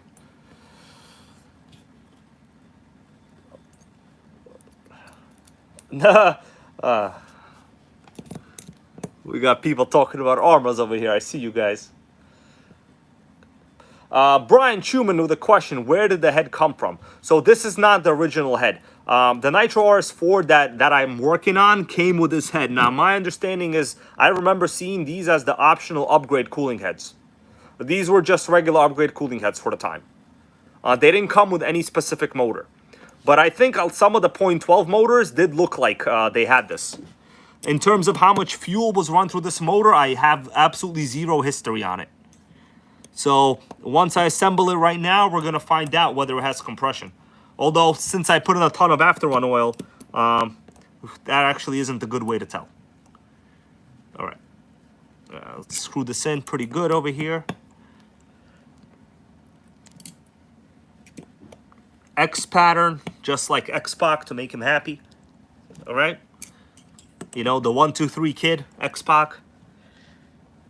The worst member of DX, some would say. All right. It's time to find out. I'm going to spin it.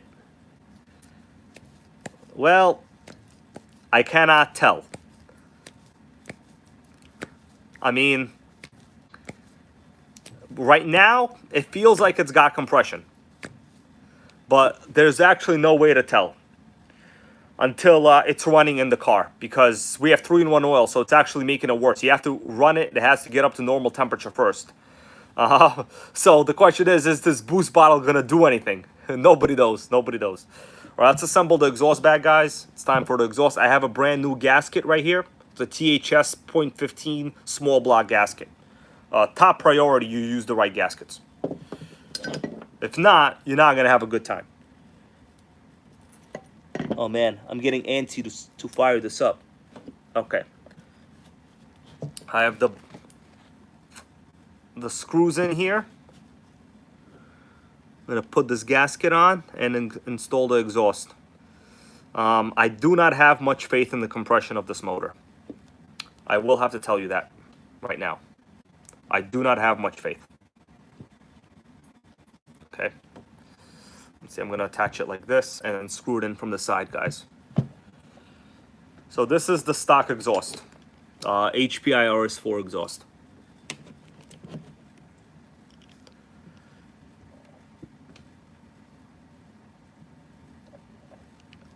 Some people use thread lock. Not a bad idea, but for our purposes, I'll basically know right away if there's a leak.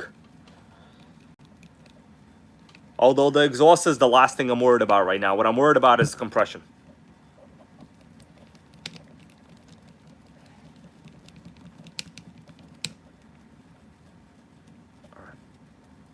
All right, almost done. At the end here, I use a proper high quality screwdriver. Okay, got this.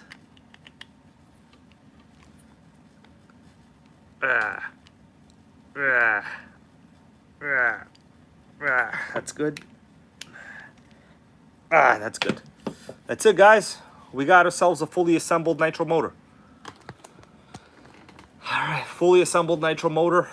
In terms of compression, it's gonna have to be a test once we put it into the car. It has to, you know, warm up a little bit. I'm gonna try to fire it up, but I don't know. We're gonna have to see. I'm also gonna put in a little bit of after one through the carb, because that basically goes through the crankshaft. All right, guys. Everyone wants to fire it up. I gotta put in the motor first. All right, hold on a second. All right, here's my motor screws. Half of them are broken, half of them I drilled out, but they'll run. It's the last step right here, guys.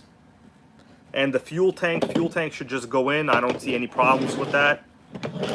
And yeah, you guys think I could do it? I don't know. All right, here we go. Fuel the motor. I'm gonna just do it a little quick. I gotta remove some of these assemblies here. Hold on a second.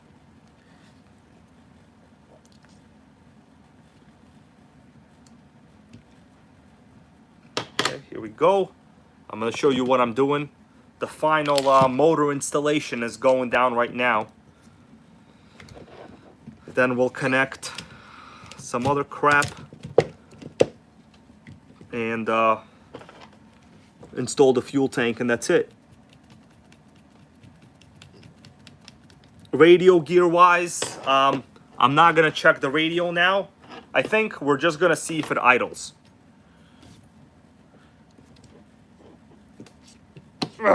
Okay, so we'll do hand control of the throttle once I install it. All right, guys. Gear mesh, I don't have to worry about it because it's basically already, you know, I just took it out of the car like that, so.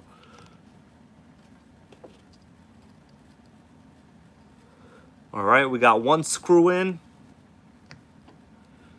We got, these screws are all halfway stripped, but it doesn't matter because you can't kill a nitro, guys. All right, that's what matters. Gear mesh is not adjustable in this fashion, as you could tell, because these are directly screwed in screws without any gear mesh adjustment in this case. Yeah. We have a lot of people here who are talking about, well, not a lot, but just one person, who thinks whether it'll work with the gasket that I put in. You know, we're going to find out, man. You know, a lot of the stuff is trial and error. Usually it runs. You know, I've repaired cars like this many times, to be honest with you. And you'd be surprised how many times a bad gasket was actually fine. All right. All right, almost in. This is the most important part, actually, is making sure your screws don't freaking move. Okay, so all of these screws need to be replaced. I gotta... Yeah, all of these screws are actually bad. I need to fix this. Hold on a second. Because I dremeled out like half of them previously, guys.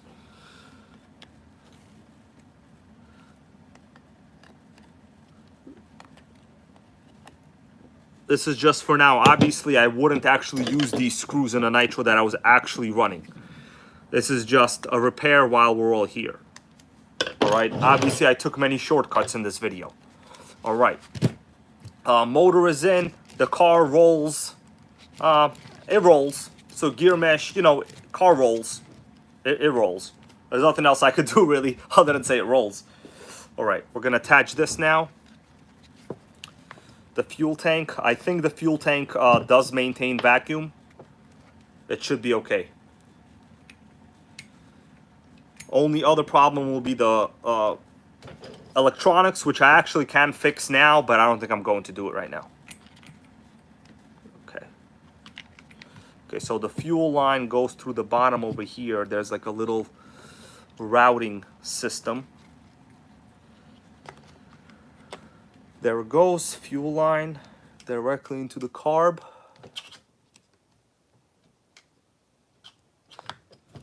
Pretty intricate layout actually on this old system. All right, now we're going to screw in fuel tank screws. Just maybe like a little bit here. Oh man, trying to rush over here.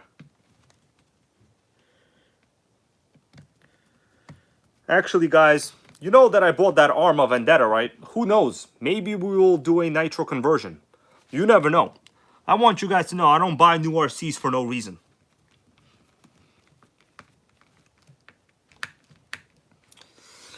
All right, boost bottle is active. We're just gonna leave it like that. I'm gonna raise the idle a little bit, because the idle is a little low.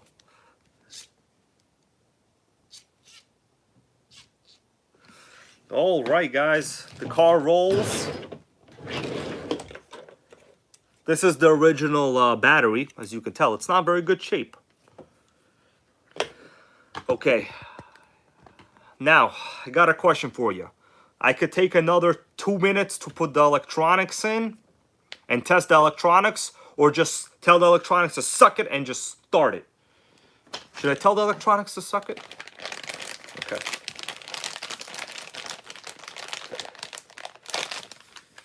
It's basically already ready to go, okay? So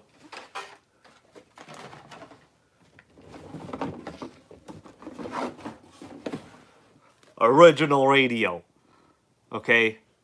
The Sport Mind. This is the Sport Mind radio. Okay, I'm gonna do as fast as I can. I'll check if the electronics work. You can count down. Someone count down 5 minutes. I guarantee you this will be good to go. I don't know if any of this works, by the way. Okay, count down 5 minutes. Somebody. And then I guarantee you the decision will be made. I'm gonna rush as fast as I can. I don't know if any of this works, as I just said.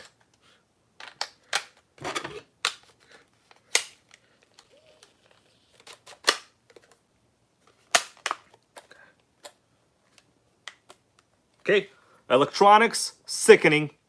Sport Mind, sensational feel radio. Okay.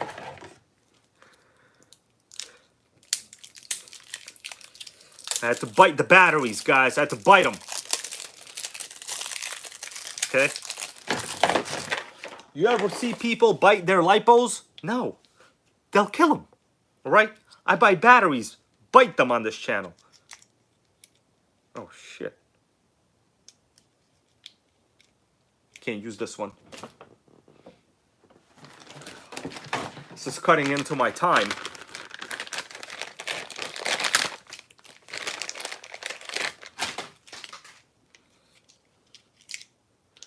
Okay, cutting into my time, guys.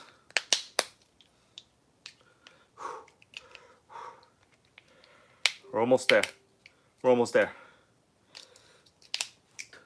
One more battery. Need one more battery. All right. Okay. All right. I'm gonna shove this in there now. Although really we don't need the batteries, but we're gonna do a little test anyway.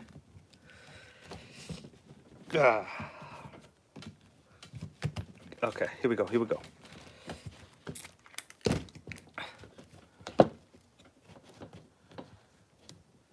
Okay, here we go.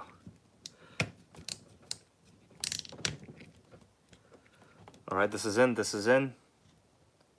This is in. Moment of. This is the test. I don't know if the electronics work or not. Okay. Well, electronics don't do shit. Hold on.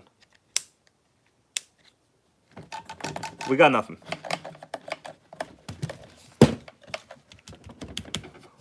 Either the power switch is bad, or something is bad.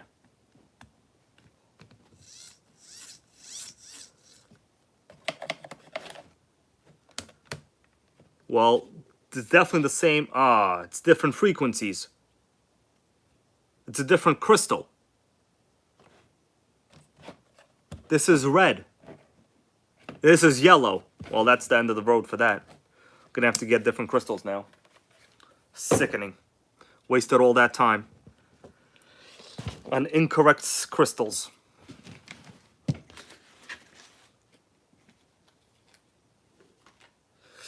All right, guys, that's it. Incorrect crystals. Should I try to get other crystals?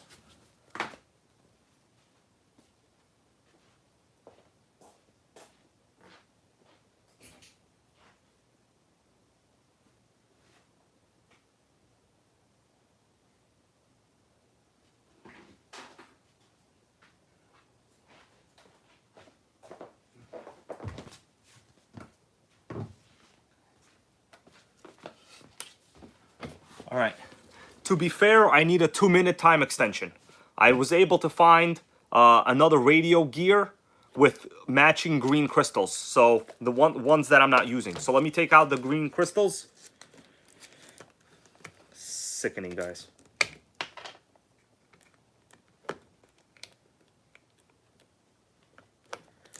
All right. So I'm taking out. Okay. I got 2 matching green crystals now. All right. I don't have a spare Fly Sky receiver for this, actually. That's why I'm not even using it right now. I don't have one, unfortunately. All right. I'm going to remove these crystals. I'm going to remove this crystal from the radio. Yeah, we're going green, guys. We're going green. This is Nitro Retro Vintage Hour over here, guys.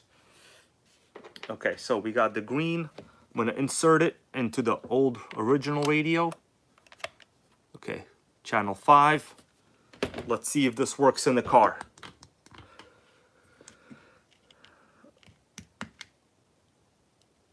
Okay, radio on. Let's plug it in.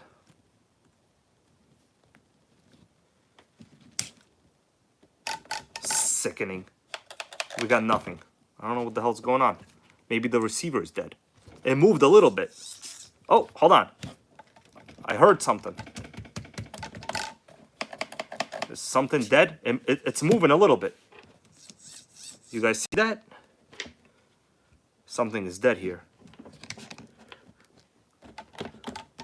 Huh.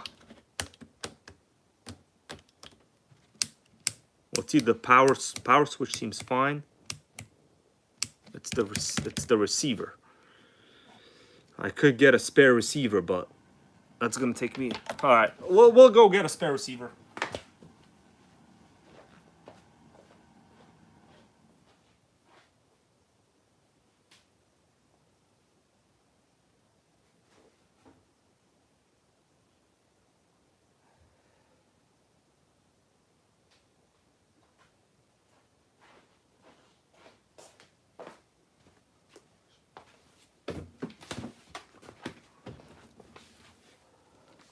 Hold on, guys. I got a situation over here. I just realized this car has a Futaba receiver, and this is an HPI radio. The receivers, the crystals don't matter. What I'm gonna do now, I'm gonna try to switch a receiver. How come no one told me that? I have another HPI receiver with a green frequency 5. I'm going to try to just plug some stuff in. We'll see if it works. But guys, we let ourselves down on this one. You can't run a HPI radio with a Futaba receiver. Come on. It's sickening. No one told me that. Yeah. Okay, we're gonna see right now. I'm plugging in the receivers. Check this out, in a different receiver. This is just troubleshooting. I'm not actually gonna run this. Oh, we got some power. Oh, what do you think about that? We got power, guys. So I was able to figure it out. We basically had every single problem that could possibly go wrong. Wrong receiver, wrong crystal. Sickening. Here we go. What do you think about that? Oh, Earl Moorhead, how you doing? Throttle.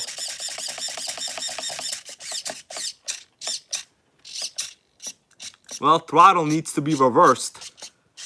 How do you reverse it on this old radio? I don't think they have servo reversing. There's no servo reversing on this radio, though. Huh. How the hell you reverse the servo?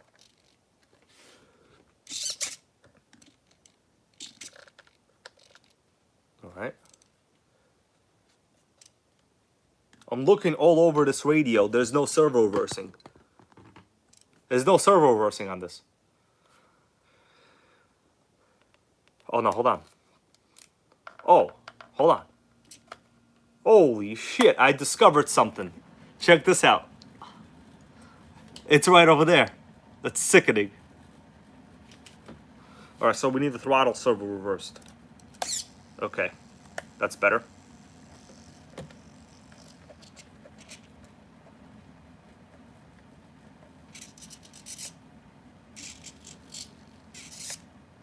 Okay, the throttle trim is all wrong. Let me adjust the throttle trim. It's all completely wrong. Man, I ran into every single problem possible with this car. Well, the linkage is wrong. That goes without saying.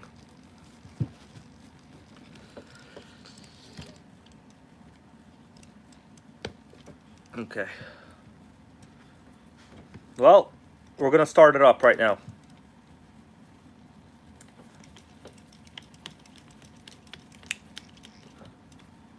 All right, guys.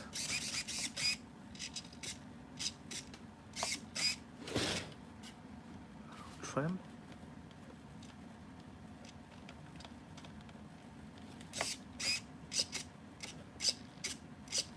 All right. Oh, man. You guys ready? No one knows what's going to happen now. Oh, I didn't secure the pipe. Oh, man. We got, like, stuff sticking out all over the place. This is sickening. Got to secure the pipe over here. You guys ready? This is some master stuff going on over here, I got to tell you. It's probably the most problem solving I've ever done in a live stream. And technically, all of it worked out, too. Can't believe it.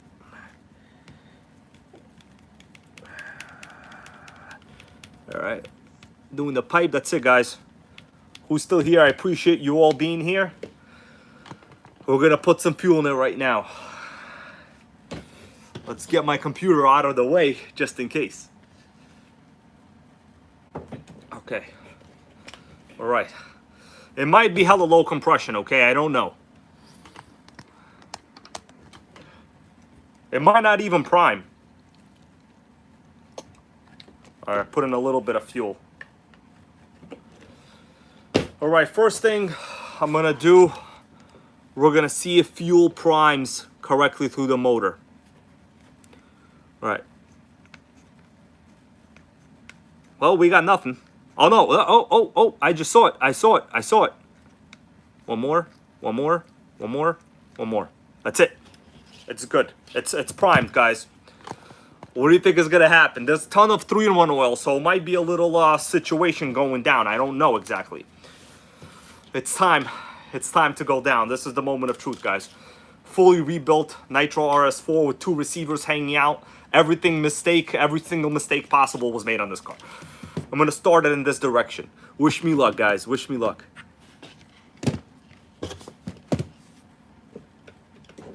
Okay, I have the radio here.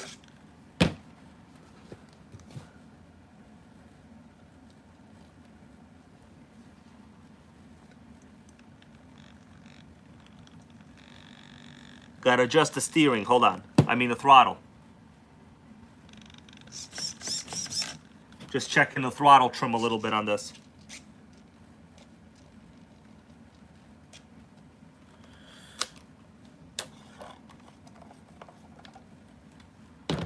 All right, guys. I have the throttle like a little bit. It's not closed. It's not open. Let's go. All right. Wish me luck, everyone.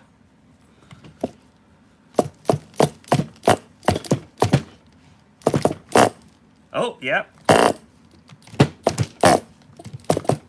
Oh, crazy compression. Oh.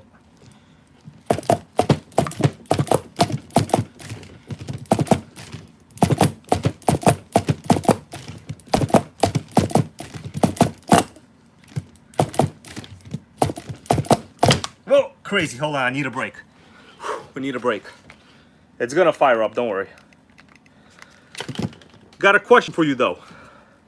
Who wants to see me use the starter box?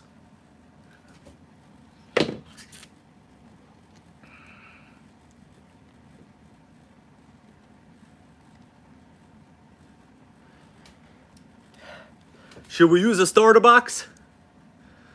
All right. It'll fire up. It just there's a ton of like 3-in-1 in there, so let's do it.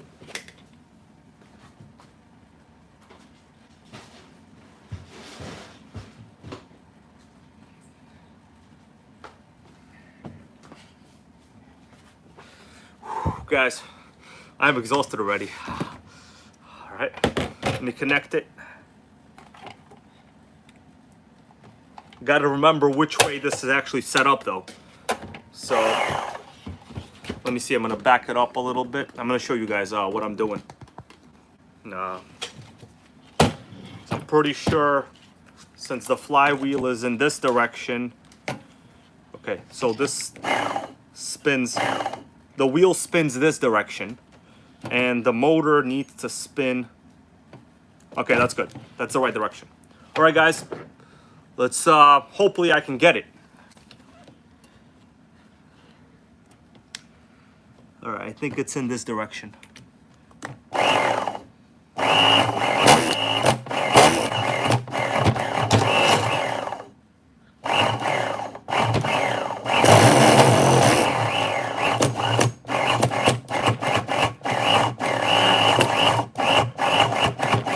Oh, I'm missing the wheel.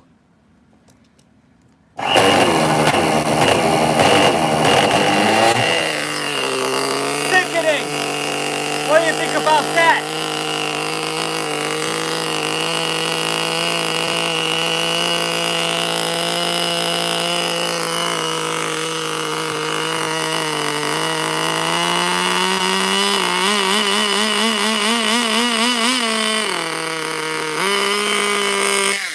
That's enough. Well, my dudes, you cannot kill a vintage Nitro. Even a starter box, no problem. You see that? Pull start doesn't even matter. Well, I'm gonna run it later, like to see if it actually got compression. Sickening. Did you guys enjoy that, huh? Yeah, idle is fine, and like these exhaust systems, they're actually very quiet. Let's see if I could start it again without the starter box. Although really, starter box is kind of useful, you know, and like. You know, this is not even made for that. Like, think about it, you know? Let's do it again. I'm gonna show it to you from this side. Nothing like starting up a Nitro many times. Oh, Earl Moorhead goes, brand used now. That's right. You're right, man. Okay, I'm gonna start it again from this direction. Oh, I got tons of antenna wires flying around over here. So basically what I do is I try to match up the wheel with the flywheel. It's not that easy, but like I kind of know where it is. It's really, these starter boxes aren't made for 10 scale Nitros. Here we go. No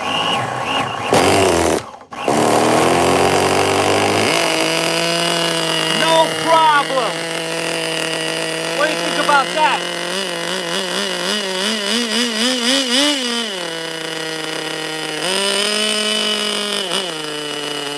Sickening. Look at that. My whole starter box is full of oil right now. Everything's full of oil, guys. Sickening. I think that was a major success, guys. All right. Start. First pull goes RC Crazy Mike. That's right, guys. Honestly, I'm a little amazed that this actually started up like no problem. You know, so these old engines, they really don't run 30% nitro. I'm using 30, so it's gonna be a tuning challenge. I'm gonna have to run a little richer. Right now, I'm at about like 4 turns out on the high-speed needle valve. Actually, Earl Moorhead goes, boost was kicking in. You know, I have confirmed we do not have a vacuum leak. The only good thing so far I could tell you is we do not have a vacuum leak because it primed correctly and it started as it normally would. So that's very good.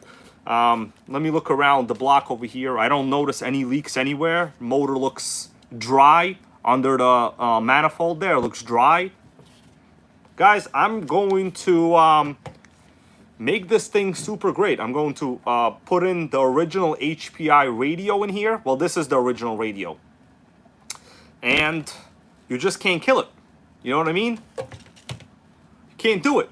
The thing is, I probably should put in the Fly Sky, you know, because that's reliable. This, I just did it for, like, you know, our own purposes. Oh, man. It's weird. This radio, it must have an internal wiring fault. It's hot in the back over here. Why do you think it would be hot in the back?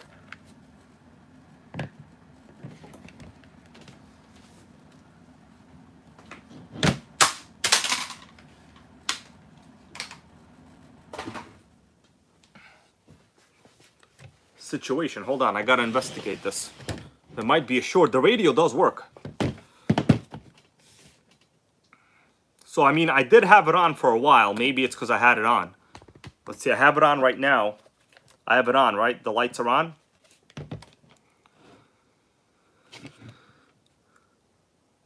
All right, what we got?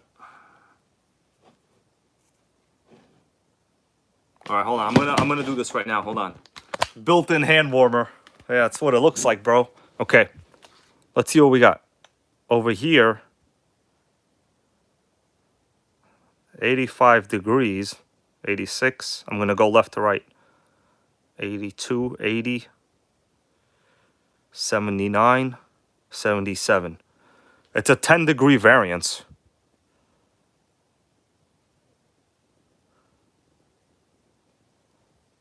On this part over here. It's like 88, 92, 95. Check that out. 98 degrees. Holy moly, 99 degrees. How can that be? 100. Yeah, there's no way it should be 100 degrees. I've never seen this before. This is sickening. You need Doc Brown. Check out what it says on the front, though. The harmony of first-class technique and our sports mind. That's M brand. What do you think about that, guys? That is some sick marketing gobbledygook over here. No one even knows what that means. Let's see. Okay, so we got a request to extend the antenna. Okay. All right, took it out most of the way. Ryan Schubert goes, oh boy, yeah. I've never seen. No one knows what the hell that means. And this is an original HPI radio. That's how I wanted to use it. This is the original TX1. That's the one that came with this sickening nitro over here. That's the one. So we're not messing around, guys. This is legit original. All right, let's test it again. Oh my God, 102. 99. 100 degrees. 101. Well, this is not reliable.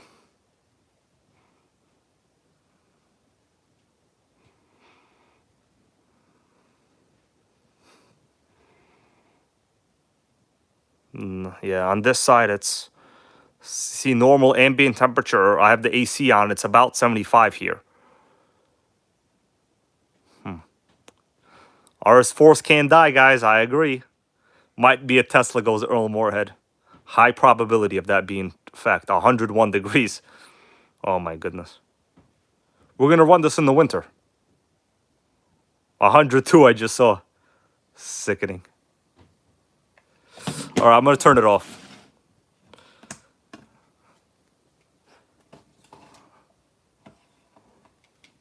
But this is the original HPI radio.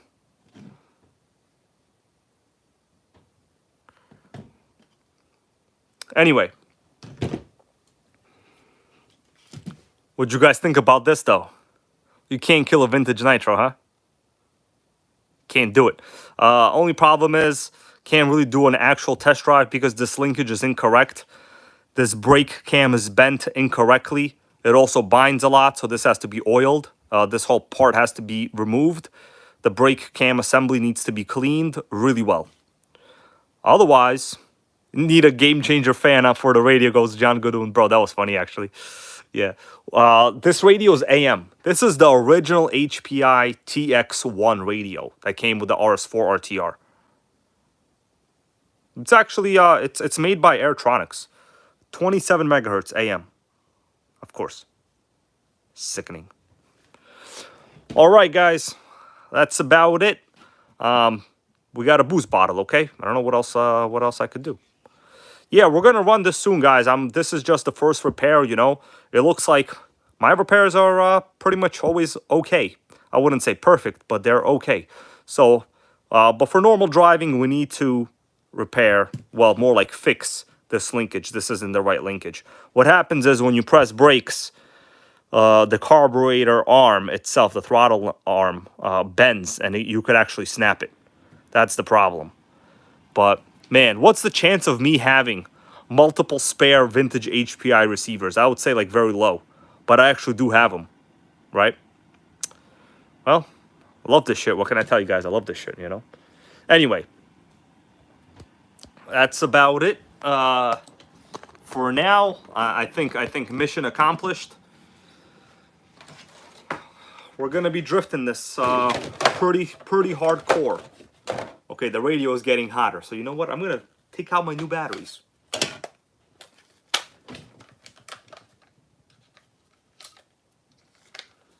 Sickening.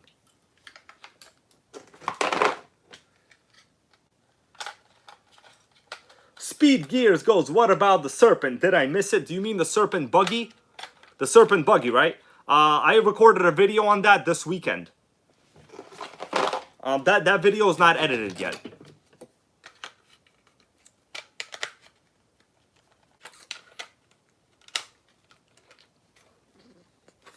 I guess that's the end of the road for this. Anyways. We're gonna put a label on it. Hot one. That's good. That's good. So yes, Speed Gears. Dan and I ran his Serpent this weekend. I gotta say, we both liked it. We were blown away by it. You know, those Novorossi motors, I gotta tell you, it performed like an actual Novorossi. I just checked online. They're all sold out already, so that's it. Okay? All right, Nitro Gang. RC Crazy Mike, bro. Thank you so much for, you know, stopping by, your donation earlier. Everybody's support. We've made this Nitro RS4 actually run. Okay? I took a lot of shortcuts. I bet a lot of people didn't think it would work, did you? But it's okay. You should doubt things, you know, when people tell you shit like that. But on this channel, usually everything works. All right? Even the clutch, like the clutch reacted normally. I just have to obviously tune it, you know, richen it, whatever, adjust the you know, idle set screw, stuff like that. And yeah, guys. Can't kill a vintage Nitro. That's what we know. But yeah, I'm gonna have to order a couple more Fly Sky receivers. I ran out actually, so yeah, I can't really trust this radio. I'm gonna have to go Fly Sky on this. And I do like Fly Sky, but just for the experience, I wanted to run this radio for the video. You know, it's unfortunate now that I don't think I can. Maybe I will a little bit in testing. I'll see. Because I really wanted that original HPI experience, but now I think originality is gonna kill my RC. So we're not gonna do that anymore. All right. Oh, we got Terry. How you doing? So let me see what's going on. Oh, one second over here. Yeah, this week I was at the RC track. You know, some fans came. We were all RCing together, and it's funny. Like, this bud's for you. Thank you, Earl Moorhead. Thank you, bro. Mike Neves is here. You just, unfortunately, man, you missed some of this sickening Nitro RS4 2 restoration over here. I was at the RC track, you know, and they were like, you know, some of my friends show up and they have like the super high-end Spectrum. I couldn't even figure it out, guys. I told them, listen, don't mess around. Get yourself a Fly Sky GT5. Move on with your life, man, okay? I don't want to read like the manuals. It's the Spectrums, they're complicated. You know, I'll just call it what it is. All right. The car to get now is the Kyosho GT2 that just got in stock, guys. So there's a link to it if you want to get it. It's in the description of this video. It's like the first link. I would highly recommend anybody picking it up. It's a good car. I'm gonna stay for like another 5 minutes and then I will be out because basically I'm getting over COVID still, and I still can't taste or smell anything. I'm hungry, can't eat any food. Freaking losing weight over here. Quite sickening. Quite sickening. Got random radio crystals all over the place. You know, who's seen this kind of stuff? Probably nobody. Okay, crystals. Okay, crystals, baby. That's what people used to run back in the day. All right. Yeah, yesterday I drove Mike's brand new rebuilt Ford Focus RS. I had crazy turbo flutter. I've actually never heard anything like it. It was a 6-speed, man. I miss driving a manual. Nothing like a nice little 6-speed, you know, even though you only really go into third locally. But yeah. So Mike can confirm that I know how to drive a manual, guys. I know how to drive a manual. It's pretty great. All right.